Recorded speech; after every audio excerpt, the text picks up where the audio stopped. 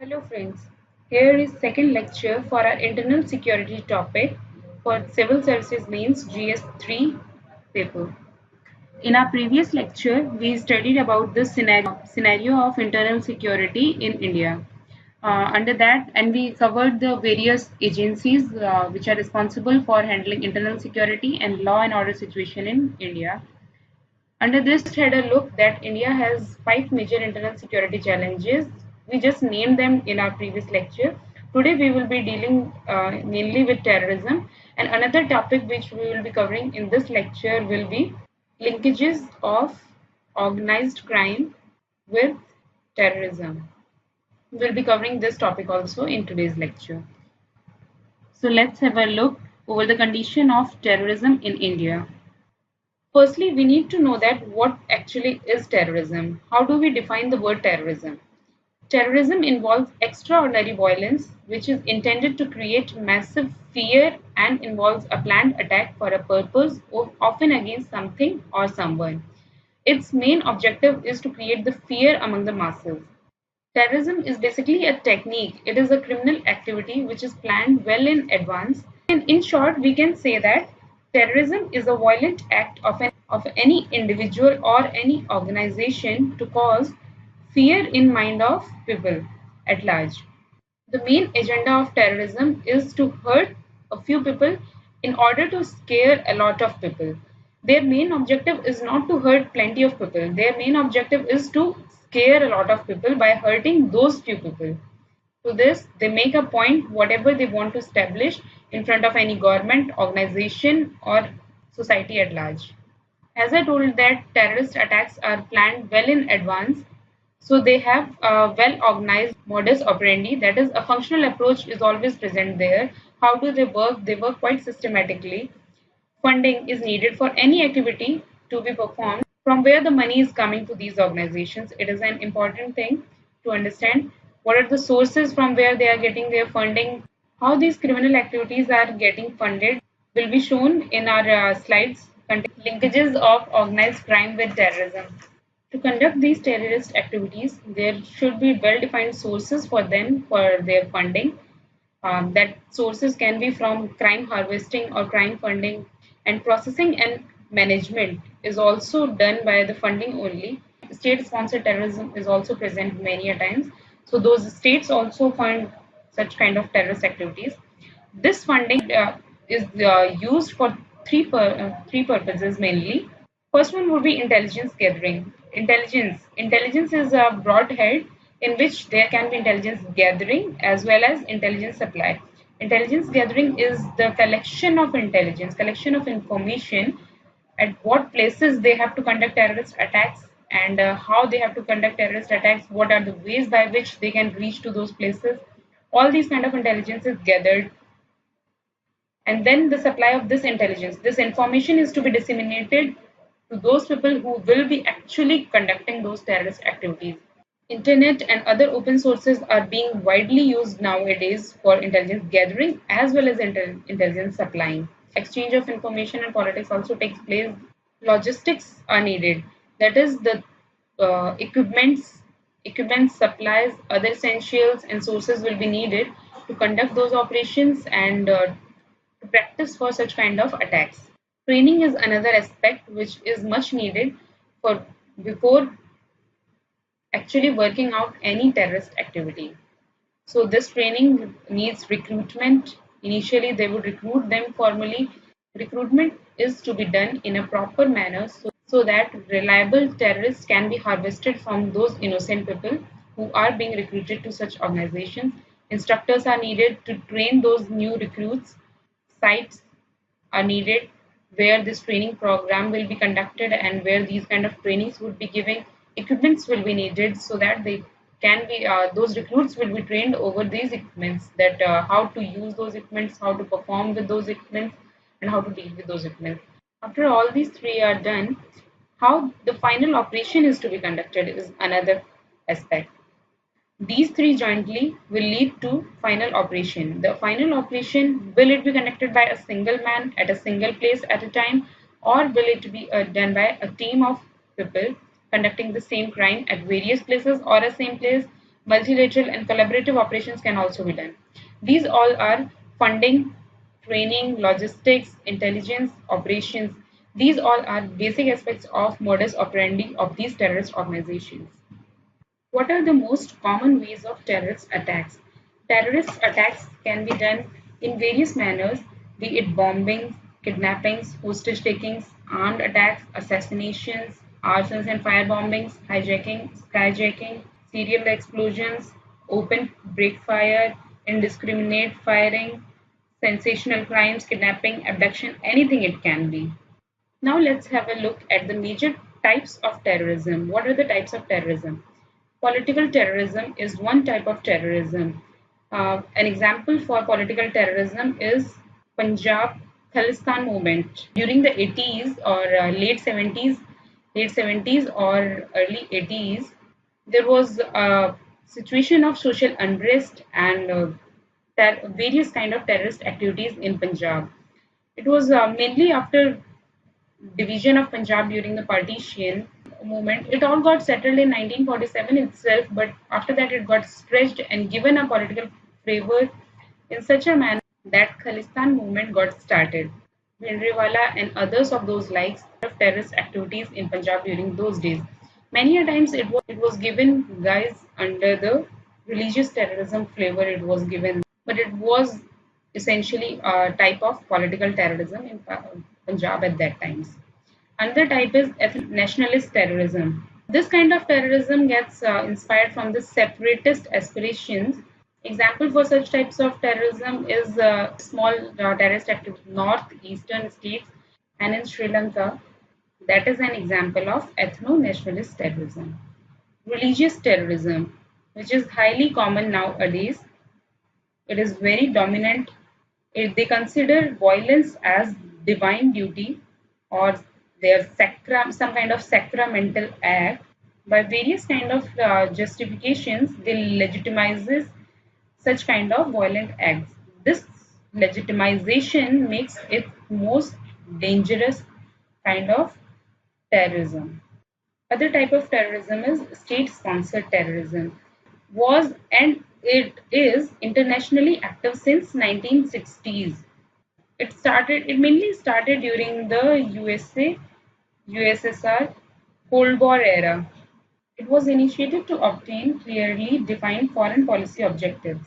We should understand that all kind of violent activities are not terrorism only. There can be insurgency, militancy, and other activities also. We should understand the difference between the terrorist organizations and other militant groups, insurgent groups, and various social unrest. In this map, we can demarcate what terrorist organizations or other insurgent groups and what kind of violent activities are going on in India.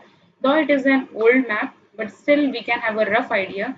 In Jammu and Kashmir, there are a few of the terrorist organizations are named here, like Lashkar-e-Taiba, Jaish-e-Mohammed, Hizbul Mujahideen, Harkatul Mujahideen, etc.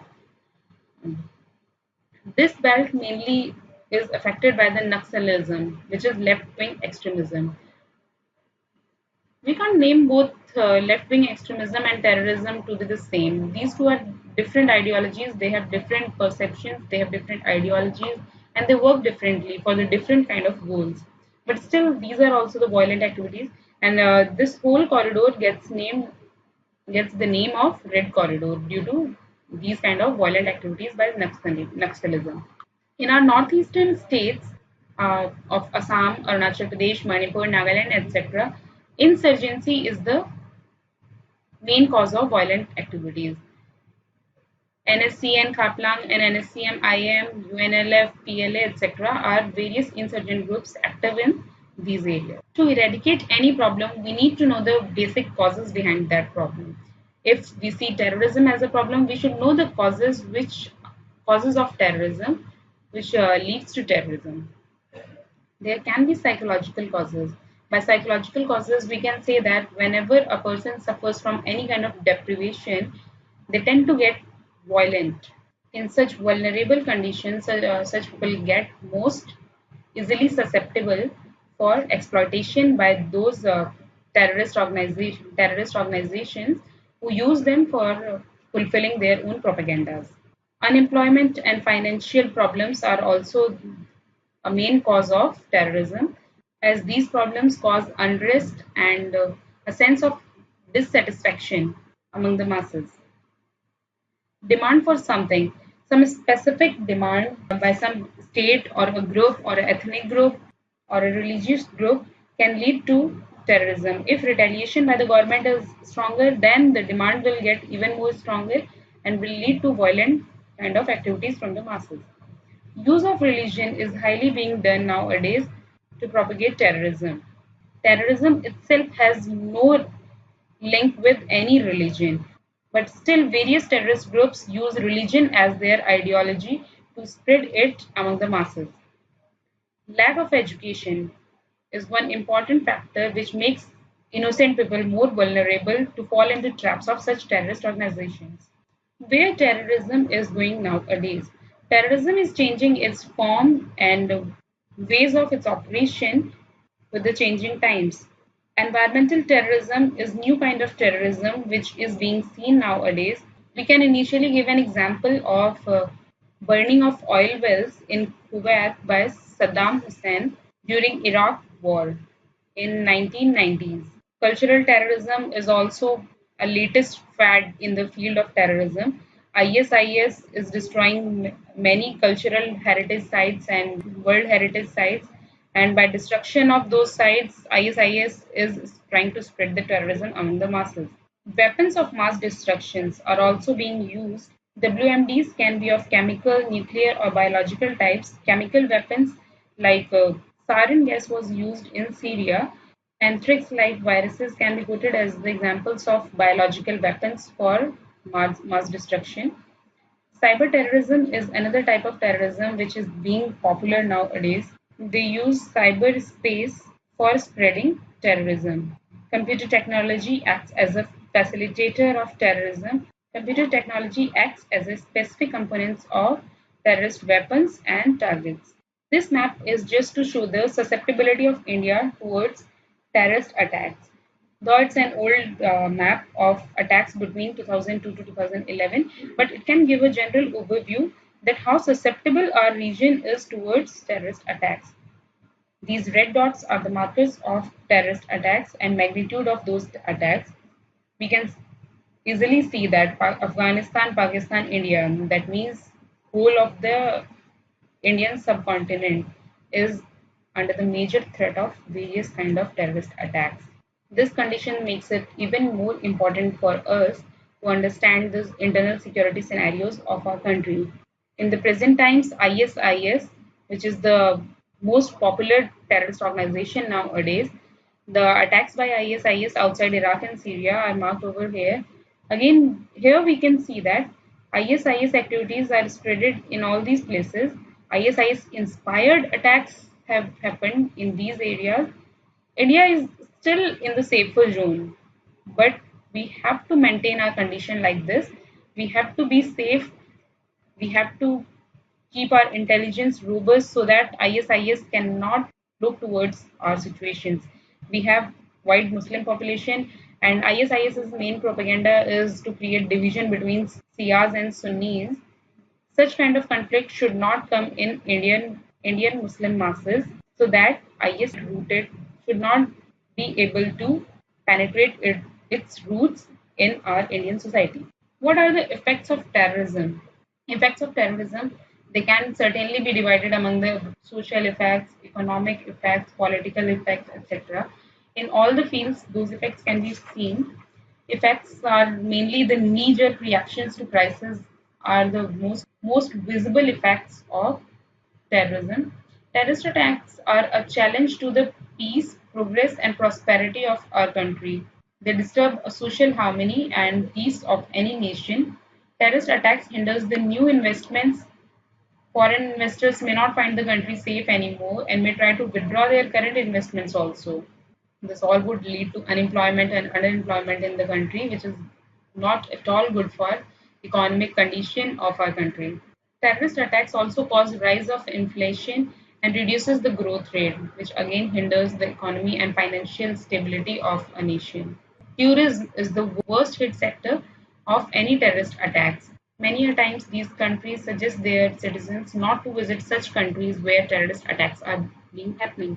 After 26/11 attacks, such kind of guidelines were issued in many countries against India also. Also, the players from various other countries may not be willing to play in our country. Terrorist attacks also cause communal clashes among people. Due to various kind of misunderstanding, these communal clashes gets rooted in our society. And due to these clashes, tensions among people have their impact, which continues in a long run. After such kind of terrorist attacks and frequent terrorist attacks, there arises need of having counter-terrorism legislations. These kind of legislations infringe on individual freedom and personal privacy also. Tightening of border security also takes place and immigration clearances also get stricter. It all affect the people not present at the actual situation of that terrorist attack. That's why terrorism has widespread effects in the society. Let's have a look at few Indian legislations acts related to terrorism. TADA is one such act. Its full name is Terrorist and Disruptive Activities Prevention Act. It was the first anti-terrorism law legislated by the government in 1985 to define and counter terrorist activities. It got lapsed in 1995 due to increasing unpopularity due to widespread allegations of abuse. Another such act was POTA, that is Prevention of Terrorist Activities Act. It was enacted in 2002 after the attack on Parliament. POTA had a rule of 180 days detention without filing any charge sheet, made it the most unpopular of all these acts. This rule was highly controversial, so it was repealed soon. The reason of repulsion was the gross misuse of this clause, so it was repealed in 2004 itself. Within 2 years, it was repealed. UPA, that is Unlawful Activities Prevention Act. It is the present legislation against terrorism which is still in use in India. It was the oldest of all these acts. It was enacted in 1967. It was enacted to implement the provisions of 1963 Constitutional Amendment Act. This amendment said that the state can impose by law reasonable restrictions in the interest of the sovereignty and integrity of India. This amendment had rules like 5 years to lifetime imprisonment for the cases of terrorist activities. This amendment included the term economic security, which in turn includes financial, monetary, fiscal stability, security of means of production, distribution, food security, livelihood security, energy security, ecological, environmental security, etc. etc. So it is the most popular of all these acts and it is in use even now. Various states also have such kind of acts against terrorism, Makoka and Kakoka, like Maharashtra Control of Organized Crime Act and Karnataka Control of Organized Crime Act are examples of such acts. This Makoka was extended to Delhi in 2002. Let's have a look at the agencies responsible for fighting terrorism in India. Research and Analysis Wing, widely known by the name of RAW, is the external intelligence gathering agency. Intelligence Bureau, that is IB, is internal intelligence gathering agency. Paramilitary forces, CRPF, deals in the conditions of terrorist attacks. We have read about it in our previous lecture. NCTC, National Counter-Terrorism Center. This agency is still in the planning phase only. It is still being planned to set up such agency, but it has not yet materialized. After the 26/11 attacks, government felt the need to set a separate body to deal with terrorism. It is envisaged that NCTC will have the power to conduct searches and arrests in any part of India. It will collect, collate, and disseminate data on terrorism. It will also maintain a database on terrorists and their associates, including their families also. So NCDC is a well conceived agency if it materializes at all. Coming to another agency, NatGrid, that is Integrated National Intelligence Grid. It will link the databases of several departments and Ministry of the Government of India. It was also proposed after the Mumbai attacks of 2008. NetGrid is supposed to integrate tax and bank account details, credit card transactions, visa and immigration records, itineraries of rail and air travels, etc. so that all this information can be used for preparing database to combat terrorism. Another agency responsible for fighting terrorism is ATS, Anti-Terrorist Squad, was formed in 2004 to specially deal with terrorism. Two more agencies are NIA, National Investigation Agency, and NSG. We have already studied about these two agencies in our previous lecture. How to deal with terrorism. Education is the most important of all the tools in dealing with terrorism. Our syllabus and curriculum must be designed and developed in such a manner that it is able to cultivate understanding and social harmony among the little minds. NCRT must promote education for peace within the country. Madrasas and other religious schools must also be targeted so that vulnerability of falling into traps of such terrorist organizations must be handled at the initial stage itself. Communal and social harmony is also needed among the elders of the society and all persons of the society. It is necessary to understand the differences in culture, religious beliefs, human behaviors, etc., and to live in harmony with all of these. Political will and consensus is another important necessity to deal with the terrorism. Political parties must rise above their sectarian and petty electoral compulsions. There is a strong need of intensive interaction and information and intelligence between centers and state. They should cooperate in these matters. This is quite obvious that good governance and socio-economic development are need of are to create the feeling among people that government cares for them so that they don't stray on wrong paths of violence. Respect for rule of law must be cultivated among all the citizens of country. Police and all other agencies must adhere to the basic code of conduct. They must not be allowed to transgress the law, even if dealing with the terrorism itself. When we say that everybody must respect the law, it means everybody must respect the law, be it a common citizen, a police, a politician, or another influential people. Countering the subversive activities of terrorists is another need. Government's emphasis should be on civil rather than military measures to combat terrorism or insurgency.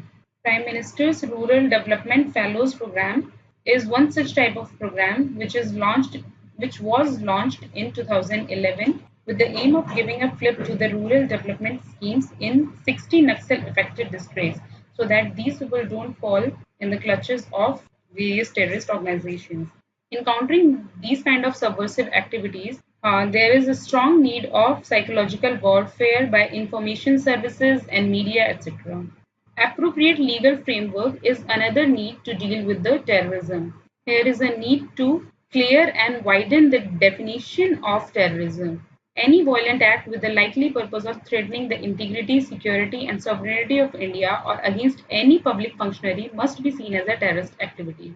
Bail provisions must be made more stringent in cases of offences under terrorism. But again, there is a difference which must be understood, that the difference is there between accused and convicted.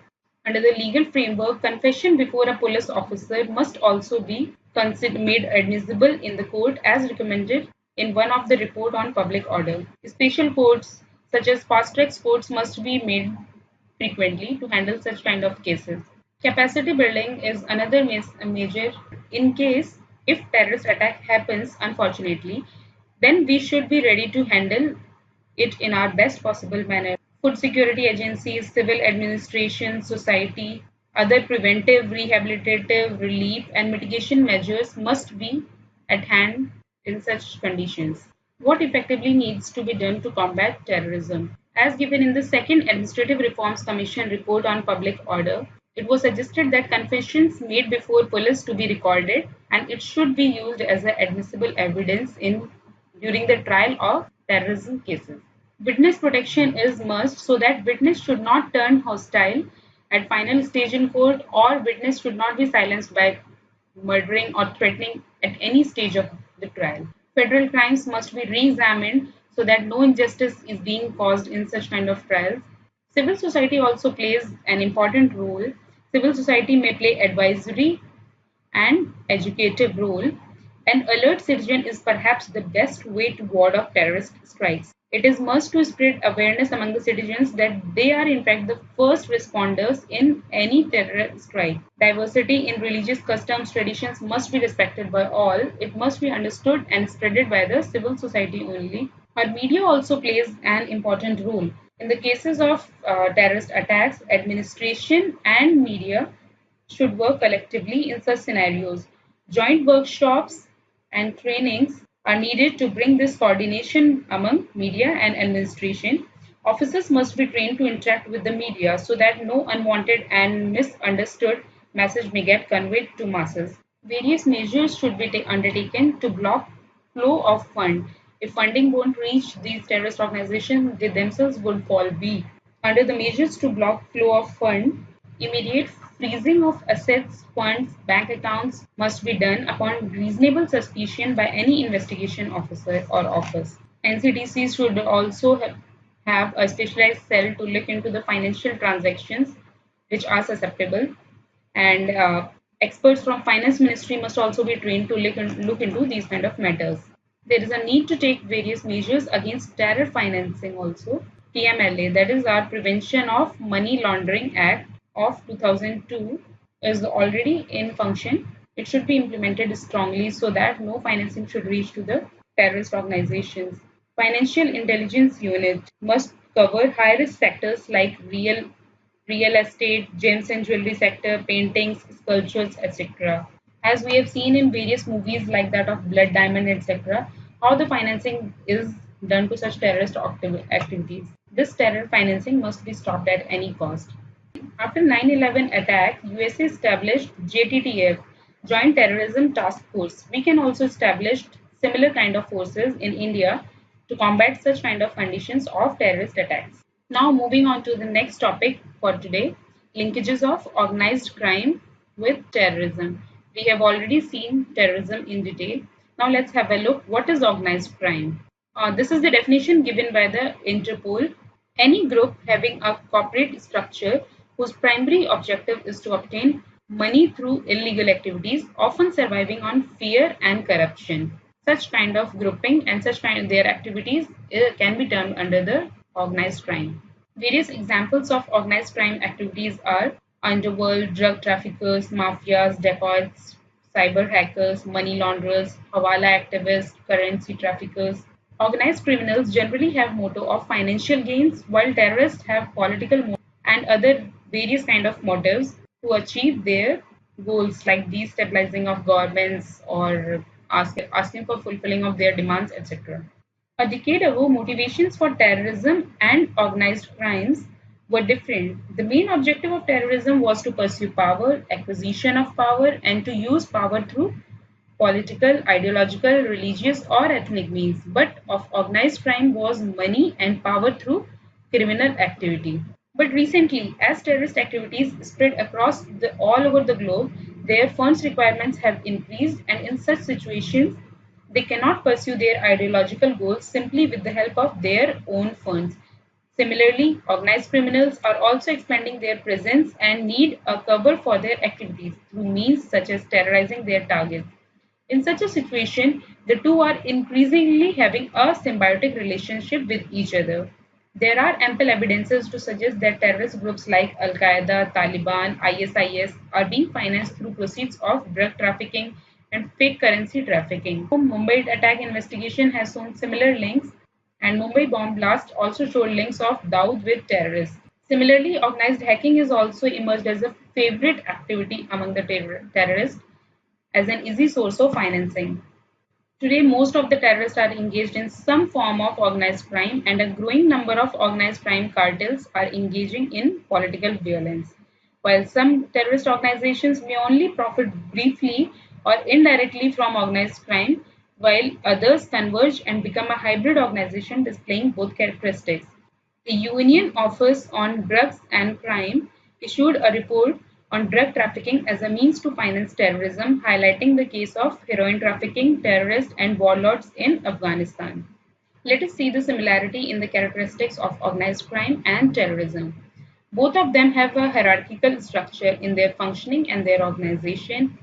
They have limited kind of memberships. For example, Italian mafia only recruit Italian citizens.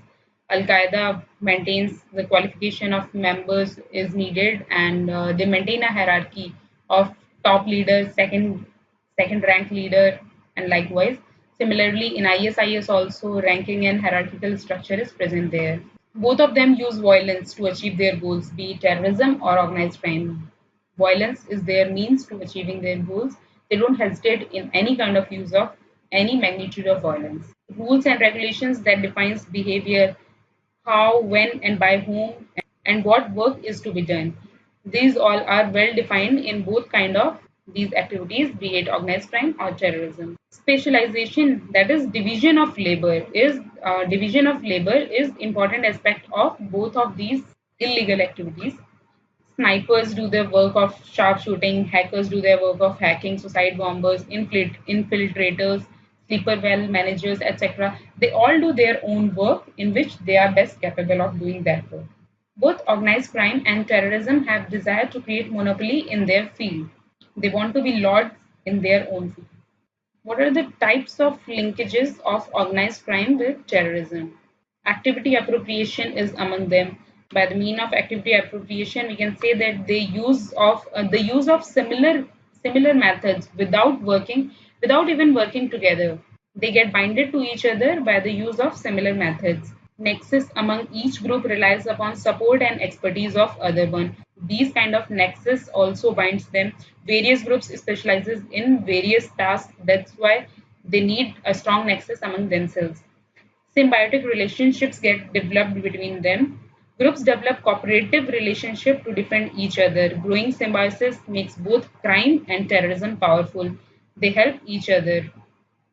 Crime and terrorism, they depend over each other, they help each other, they support each other. Therefore, they develop a symbiotic relationship over each other. Easy transformation in among each other. That is from criminal to terrorist and terrorist to criminal. Easy transformation is there. Due to this reason also a linkage gets developed between the organized crime and terrorism. What are the reasons of this increase in nexus between organized crime and terrorism? Unfortunately, what are the causes of development of society has also become the reasons of this increased nexus. Globalization, for example, globalization led to the free flow of trade and human. It provided opportunity for both of the organized crime and terrorists to intermingle with each other. Communication revolution through internet. It brought everybody closer to each other. It brought us closer to each other. Similarly, it brought criminals, organized criminals, and terrorists very close to each other. End of Cold War era marked the reduced state financing of terrorists. Thus, terrorists needed money, and for that money, those terrorists indulged in the criminal activities to fill financial needs. Global war on terror. It also led to the global cooperation to crack down terror financing. Terror financing got hindered. That's why it resulted in this relationship between organized crimes and terrorism. What are the shared tactics and methods between these two in creating this nexus between organized crime and terrorism? Internet and cyberspace. These two are essential tools for recruitment, propaganda, planning, logistics, fundraising, money laundering, etc. Other crimes included like that of credit card identity theft, video piracy fraud, phishing, etc. Internet also served as a platform to traffic women and children, smuggle illegal immigrants, sell weapons, obtain assassination service, sell bomb making equipment, illegal drug sell, and to deal with the toxic waste. Easy access to travel documents is as important as weapons because most acts of terrorism are facilitated by stolen identity. Anonymity of internet also played in the favor of this nexus. Both profited from anonymity of internet to diffuse propaganda, exhort victims, and recruit new people. Prisons. These prisons acted as the meeting ground of criminals with terrorists. These shared tactics have resulted in strategic alliance between organized crime and terrorist groups, especially if they are operating in the same territory, then it became a positive point for both of them. Let's see some of the examples in India itself for the linkages of organized crime. with terrorism. In Northeast, numbers of insurgent groups over a time have morphed into crime syndicates. All militant groups run a parallel governments or have their areas of influence involved in collecting money directly from people and from government funds due to misgovernance. Government officials threatened or bribed to award contracts and also essential commodities like rice and kerosene and sold to public at much higher rate. Extortion, kidnapping, contracts, black marketing, transnational drugs, and arms to finance terrorism, etc., are being used in this area. Infamous entry points from Southeast Asia to India, like Moreh and Chattagong Hill, especially Cox's Bazar area, is being used for such kind of activities in Northeast. In Kashmir, unlike Northeast, reliance of funds from extortion and other related means is minimal. Here, no pilot government or government resources are reaching militant hands. So here comes the external funds from Pakistan and like those countries. Hawala, that is money laundering transactions, take place swiftly and effectively in Kashmir. Another relationship is through the spread of counterfeit currency. Terrorists are the main courier of this currency.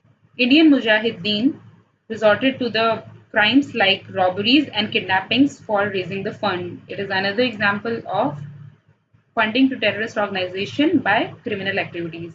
Dawood Ibrahim is the well-known example for having organized crime records and also spreading terrorism in India.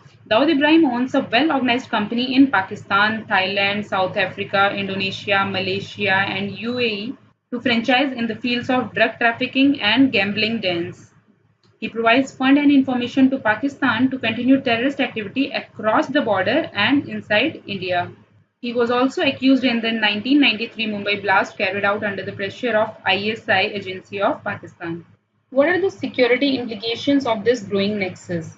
Security implications can be seen in various sectors, be it global security at the government level, social human security, and society level also. Security implications are there.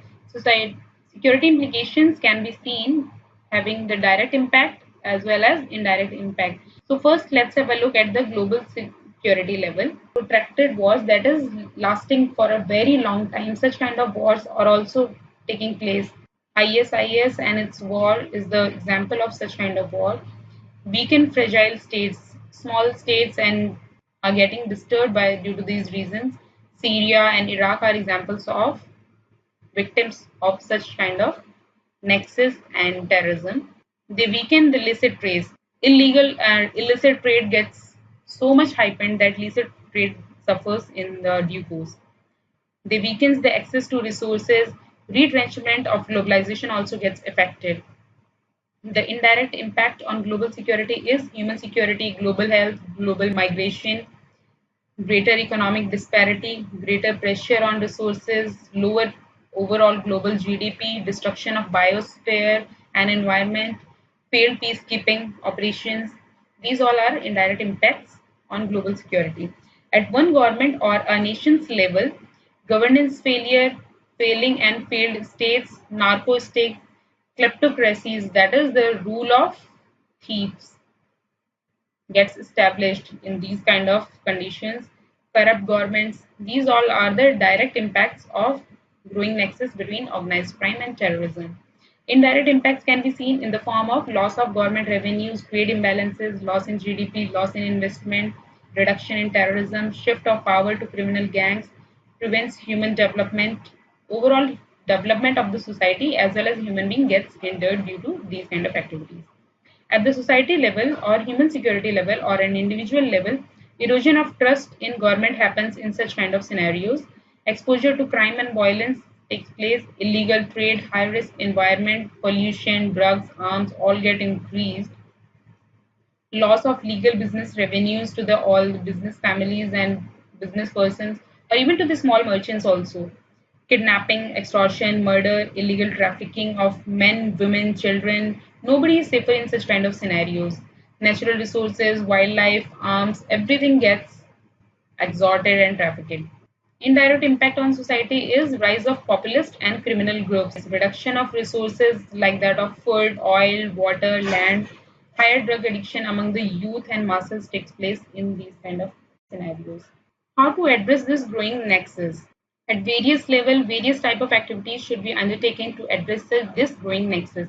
At domestic level, possible responses can be in the form of increase the operational capacity by strengthening the internal expertise and access to technologies, cooperation with other domestic police and counter-terrorism agencies and financial regulatory agencies, cooperation with national foreign policy and international relation agencies, development of exceptional military and intelligence expertise, strengthen criminal courts and criminal justice. This all can be done at the domestic national level. Existing international and intergovernmental networks must be strengthened in order to address this problem. The strengthening of current cooperative agreements with foreign police, security organizations, and UN agencies. Strengthen links with aid programs to build capacity in countries that are potential source of organized crime with terrorism. New international and intergovernmental networks must be developed. New bilateral and multilateral agreements on operational cooperation, mutual assistance, extradition, create common database and mutual access to intelligence. Harmonize legislation on money laundering and counter terrorist financing. These all can be done only in the case when we have mutual trust among each other. New supranational structures must be developed. Supranational structures means more than involving more than one country. There is a need to create new structures for international exchange of best practices and training among all the nations. Convergence of organized crime with terrorism has now become utmost threat for international security and peace.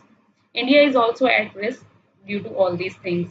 Its widening base at grassroots level was the cause of many failed states like Afghanistan, Kosovo, etc., and is weakening many states like Pakistan, North Korea, etc. Its eradication can be possible only if cooperation will be achieved at international level and counter-terrorism programs along with development schemes will be implemented at grassroots level. Thank you. That's it for today. We'll be dealing with our remaining topics in our subsequent lectures. Thank you.